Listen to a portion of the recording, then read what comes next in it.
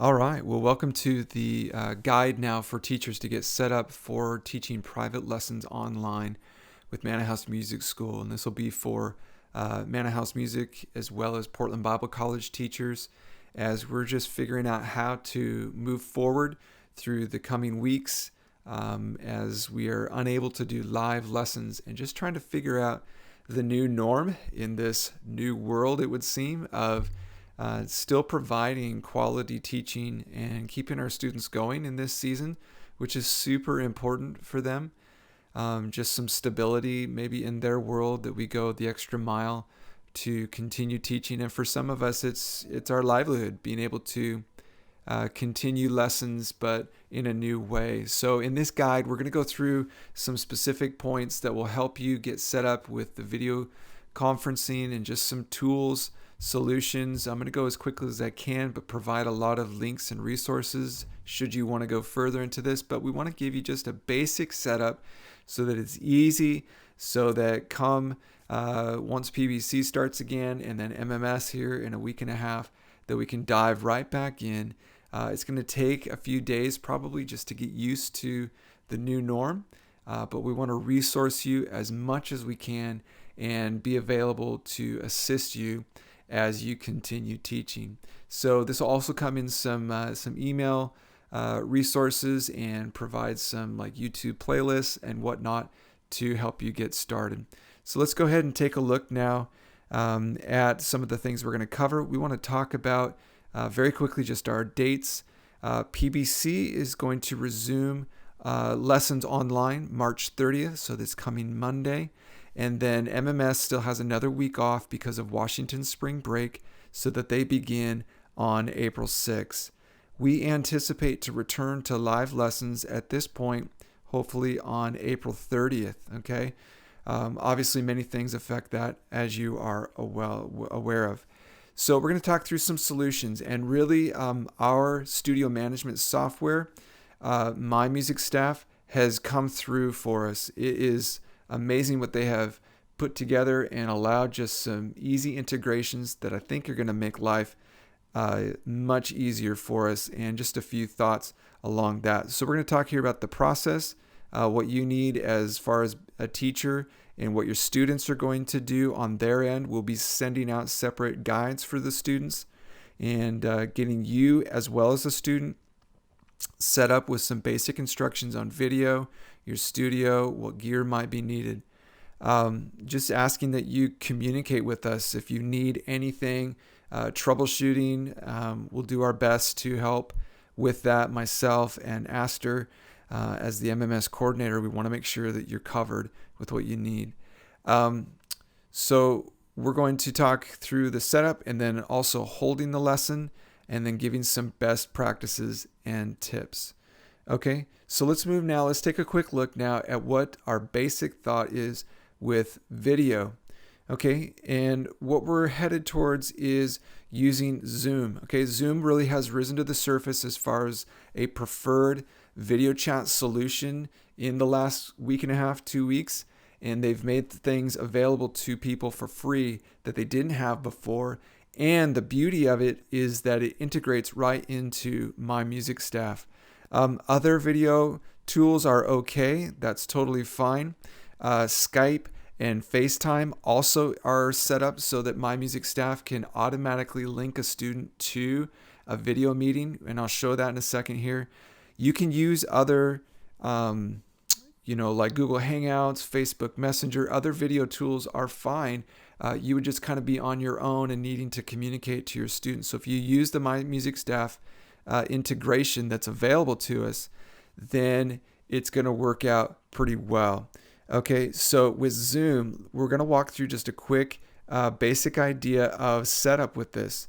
So you can go in and set up your account for free, and I'll just kind of show a little bit once you get to the website. I'll also link to some really great tutorials out there if you want a little more detail provided to you.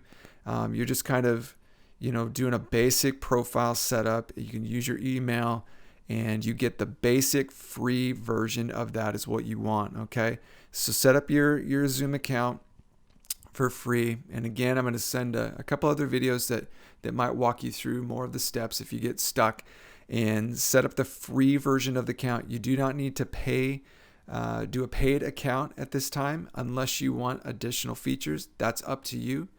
Okay, but there is enough functionality with Zoom to do 40-minute plus lessons with multiple students at a time. So none of us really are doing groups at this point. So you're going to be fine just to kind of use your own login, and your personal user ID is what you're going to need. So logging into Zoom, you're going to be able to go in and then locate your personal meeting ID. This is really like your phone number. It's like your Instagram handle or something like that. And that's what you're actually going to provide to us, to Aster, so that can be made available, and it's just loaded into your lessons so that your students can automatically click on their lesson on their calendar in My Music Staff, and it links right up to a Zoom meeting with you. It's so smooth.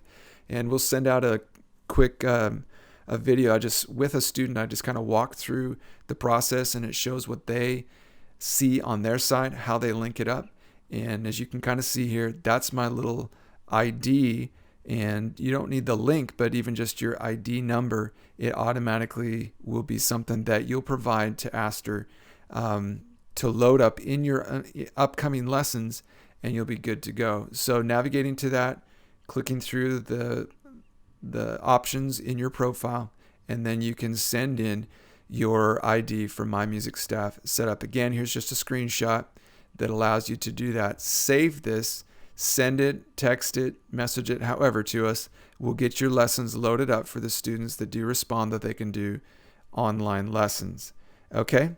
So as far as just basic functions with this, it's just it's helpful to kind of know a little bit of Zoom. It's not a hard program to use by any means, and we will give some good training resources for you if you want to dive into more. But just muting and starting your video, it's really similar to a lot of other tools out there like Skype and things of that sort. So it's not a huge learning curve, but you actually don't even need to require your student to download or have an account. They can download an app if they're using like an iPad or something like that, and it should work just fine. You can also record your lessons. You can save that file and share it with them later, which we'll talk about, and that's a very helpful function actually to be able to do. Changing your video settings, you can do different things within Zoom, like switching to different cameras, which might get a little more complex than you want right now. But if you have a webcam, I would suggest using that because it might be better than what is on your laptop. It may, be equal to like another device like an iPad, but we'll talk about this in a second. Audio settings. With this, and here's just seeing a few comments online about this, to be able to fix the sound, going in and clicking on original sound, enabling this in Zoom is helpful so that you get best audio quality coming back to you as a teacher. And sometimes muting yourself when the student is speaking or playing can help improve those kinds of things. But there are a few little tricks with audio that might improve what you get on both of your ends. The lighting, you can modify and adjust that in your studio, and we'll talk about studio next here. So with studio, the important thing that we're trying to work with on our student end is that they have instruments available to them. Here's kind of the scenario that we want to look at, and boy, this student just looks so happy to do her online lessons. But a side shot at the student that shows a little bit of their hands in the camera as necessary for being a teacher, to replicate as much as you can for like piano, to sit next to them and observe what they're playing. It might be easier with other instruments like guitar, voice, and things of that sort. But drums is going to be the more challenging as far as needed setup. You can get more advanced with these kinds of things with some of your cameras and angles that you would use as shown. This is a fairly intricate setup and requires some switching of camera views, which Zoom allows you to do, but as much as you can simplify and keep it easy is best. Again, the sky's the limit on what you can do. Here is even a more advanced setup, lighting and overhead camera for piano. You could get quite extensive, but you probably don't need to just to pull off the lessons. So cameras and angles, a couple things to mention with this. Use the largest screen available that you can. This is why laptop is going to be preferred, and then next best would be tablet. Laptop is going to allow the most functionality as far as things like screen sharing. If you need to pull up a piece of music like a PDF, you can share the screen on your laptop to your student. They would be able to see what's on your computer screen. That's maybe helpful for referencing music, things of that sort.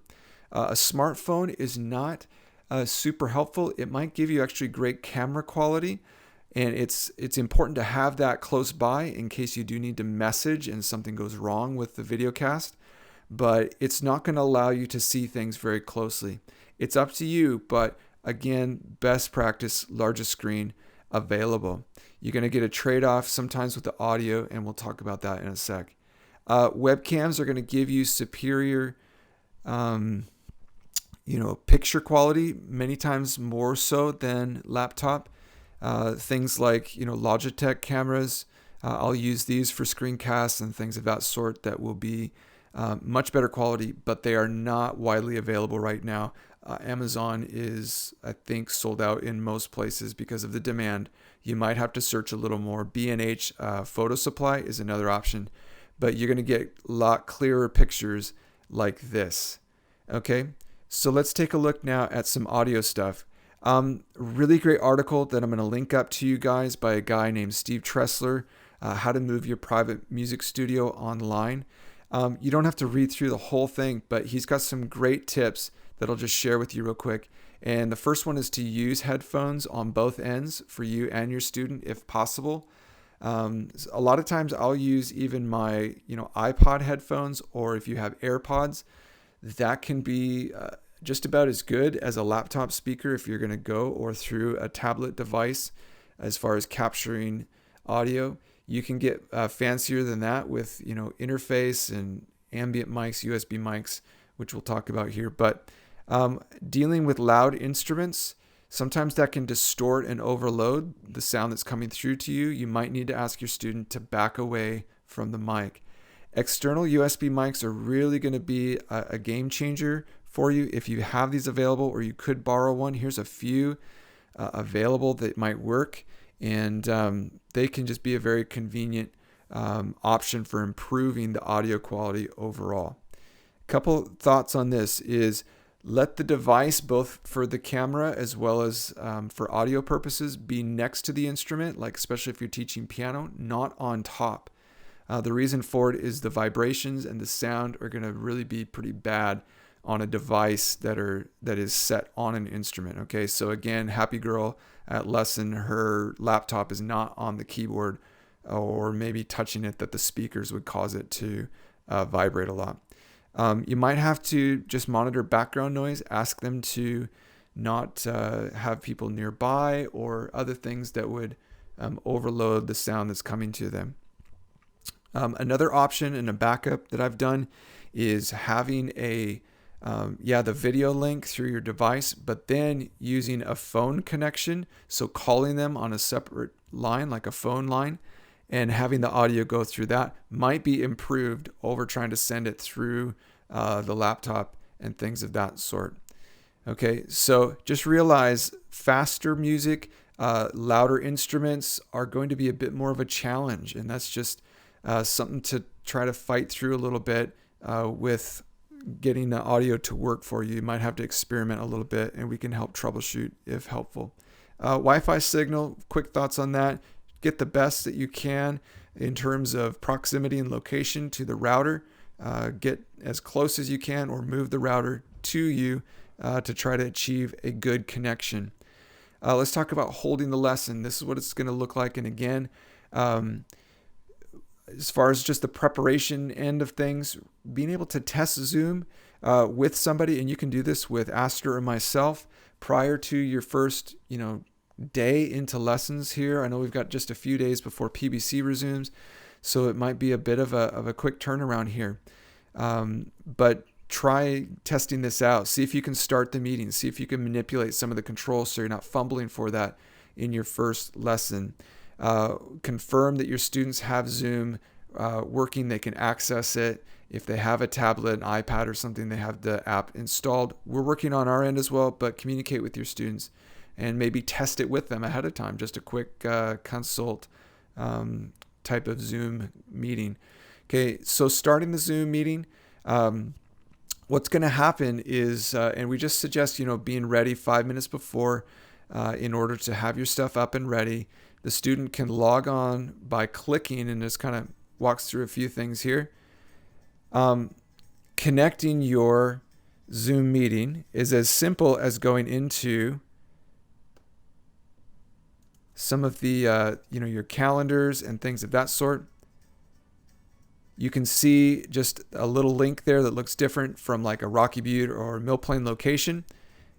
And so what you can do then is have that just be clickable and be able to continue through it.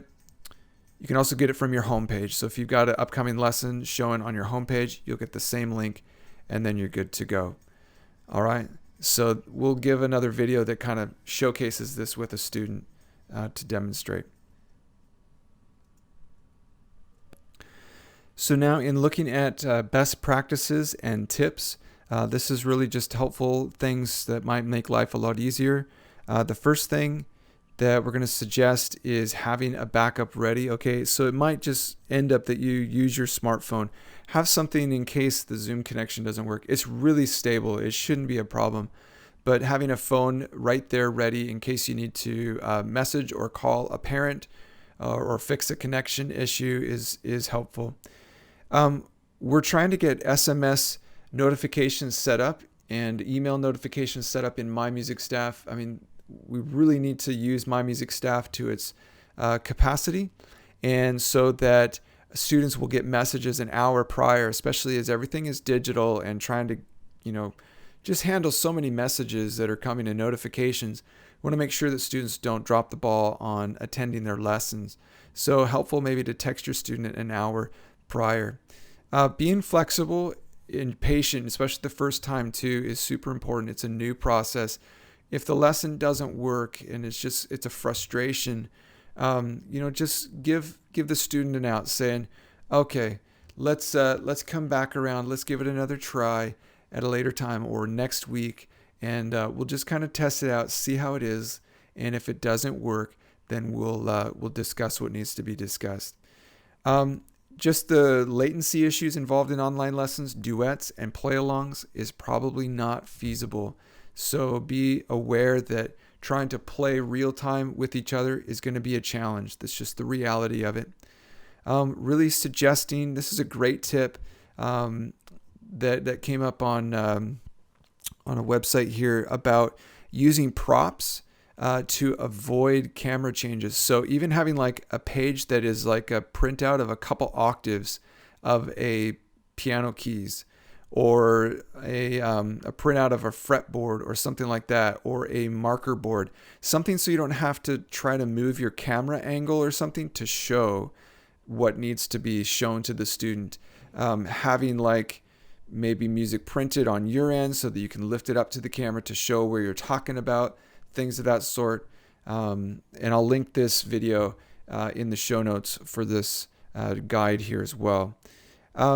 Recording your lessons is very helpful as well. You can, unless you have a paid Zoom account, you will need to download it. It goes locally to your computer, to your device. If you record the meeting, you need to save it on your device and then share it later. So using like Google Drive or something of that sort. And again, we'll link to ways that you can do that. MyMusicStaff for us is going to be more of an asset than ever before. We need to use MyMusicStaff. Some of the tools available in it are going to make life not just easier, but functional. for just kind of the next while until we can resume live lessons. So things like online resources, these are tabs available to you in My Music Staff.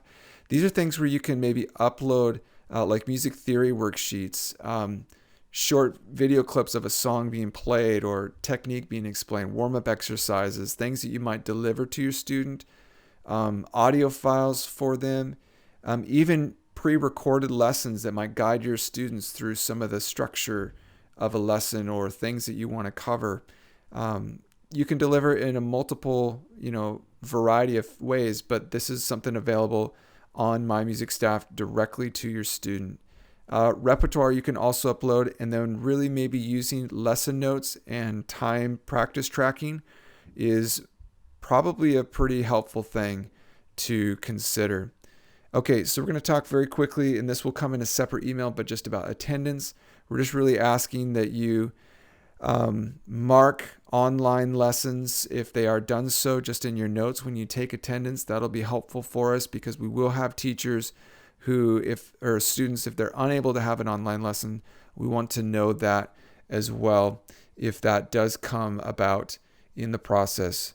So that is the guide. And just in recap of all this, please contact us for questions. We want to help you get set up if you need like a video session just to kind of look through your setup on Zoom and things of that sort. More than happy to help.